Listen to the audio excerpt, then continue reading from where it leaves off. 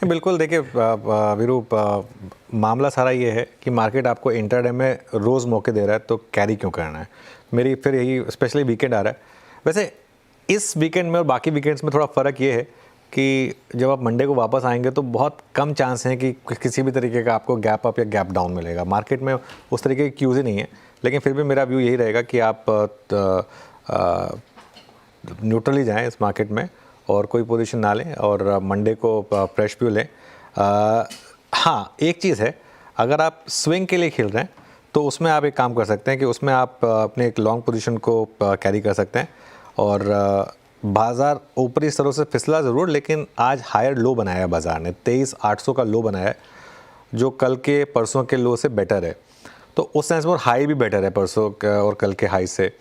तो swing trader 23,640 के stop के साथ मैं बार बार 24,640 लिख दे रहा हूँ, पता नहीं क्यों गलती करता हूँ मैं, लेकिन 23,640 के स्टॉप के साथ बेसिकली इस मार्केट में आप एक लॉन्ग ट्रेड ट्राई कर सकते हैं, वो अगले हफ्ते के उस मूव के लिए।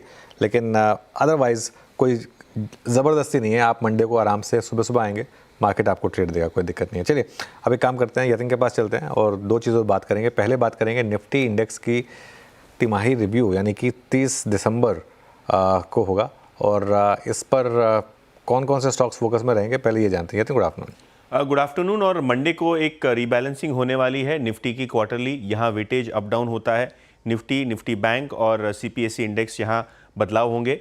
सबसे पहले अगर हम जान लें तो कौन से स्टॉक्स में सबसे ज़्यादा बदलाव होंगे इन 3 इंडाइसेस में से, तो NTPC, PNB, IndusInd bank, federal bank जैसे काउंटर्स में सबसे ज़्यादा आपको इन्फ्लो आता हुआ दिखाई पड़ेगा। और जहाँ तक कि आउटफ्लो का सवाल है, SBI, HDFC bank, power grid, क्योंकि इन सब स्टॉक्स का जो है वेटेज नीचे की तरफ जा रहा है, यहाँ आपको आउटफ्लो होता हुआ दिखाई देगा। लेकिन स्पेसिफिकली अगर हम बात करें तो कौन से स्टॉक्स में आपको निफ्टी में इन्फ्लो आते हुए दिखाई देंगे। सबसे पहले अदानी एंटरप्राइजेज, लगभग 100 करोड़ का यहाँ आपको बाइंग फिगर दिखाई देगा, 100-120 करोड़ के आसपास। एचडीएफसी बैंक, आईसीआईसीआई बैंक और एचसीएल टेक्नोलॉजीज में भी आपको इन्फ्लो आता हुआ दिखाई देगा निफ्टी के वेटेज के हिसाब से। आउटफ्लो में क्योंकि टाटा मोटर्स का शेयर बहुत ज़बरदस्त तरीके से कटा हुआ है, गिरा हुआ है, यहाँ वेट आपको गिरता हुआ नजर पड़ रहा है। इसी तरीके से एमएनएम, एचयूएल और आईटीसी के शेयर्स का भी वेट कम होगा, इसके लिए छोटा मोटा आउटफ्लो यहाँ देखने को मिल रहा है। निफ्टी बैंक की अगर हम बात करें तो जैसे कि मैंने पहले कहा, पीएनबी और इंडसइंड बैंक, फेडरल बैंक, इन सब स्टॉक्स का आपको मोमेंटम पॉजिटिव दिखाई दे रहा है। हालांकि एचडीएफसी बैंक, एसबीआई और कोटक बैंक में आपको आउटफ्लो होता हुआ दिखाई पड़ेगा। माइनर चेंजेस हैं, लेकिन आखिर के आधे घंटे में मंडे को ये सारे स्टॉक्स में बड़ा वॉल्यूम हो सकता है। बड़े वॉल्यूम का अनुमान यहाँ पर, ऑफ कोर्स वो इनफ्लोज आउटफ्लोज का इम्पैक्ट, वेटेज चेंज का इम्पैक्ट देखने को मिलेगा। लेकिन यतिन, आज बताइए डीलिंग रूम में नजरें किन स्टॉक्स पर? दो स्टॉक्स हर्षदा जो आज डीलर्स अपने क्लाइंट्स को सुझा रहे हैं। सबसे पहले लुपिन, और आज हमने फार्मा स्टॉक्स में काफ़ी अच्छा ट्रैक्शन देखा है। डीलर्स यहाँ बीटीएसटी की सलाह दे रहे हैं 2275 से लेकर 2300 के टारगेट्स के लिए, क्योंकि डोमेस्टिक फंड फ्लोज काफ़ी स्ट्रांग है फार्मा स्टॉक्स में, तो यहाँ आपको खरीदारी होती हुई दिखाई देगी जैन सीरीज़ में।